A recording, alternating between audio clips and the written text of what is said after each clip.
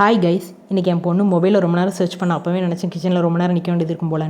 அது மாதிரி ஆப்போசிட்டா. என்ன பண்ணிட்டு இருக்க? மட்டும் செஞ்சுட்டாங்க. பட்டர் பன் சூப்பராக இருக்கும் மாமா. பன் இல்லை, இங்கே நான் வாங்கிட்டு வரேன். சரி, திரும்பி பார்க்குறதுக்குள்ளே ஆளை கணு வாங்க ஓடிட்டா. புயலுக்கு பிறந்தது என்ன வேகமாக ஓடுது பாருங்கள்.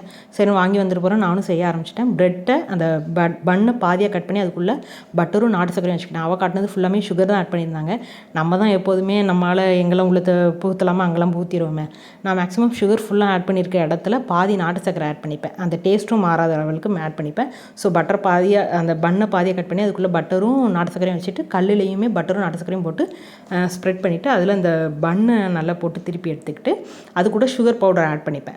பிகாஸ் அவங்களுக்கு பிள்ளைங்களுக்கு அவங்க கேட்கும்போது நம்ம ஃபுல்லாமே நாட்டு சக்கரை ஆட் பண்ணும்போது அவங்களுக்கு ஒரு அந்த டேஸ்ட் கிடைக்காது. ஸோ டேஸ்ட் என்ஹான்ஸ் பண்ணுறதுக்காக ஃபைனலாக சுகர் பவுடர் ஆட் பண்ணிவிட்டு பாலும் ஊற்றிக்கிட்டேன். பால் கொஞ்சம் நிறைய இருந்தால் தான் ஊற்றினா தான் அந்த பால் ஃபுல்லாக உறிஞ்சி ஜூஸியாக இருக்கும்.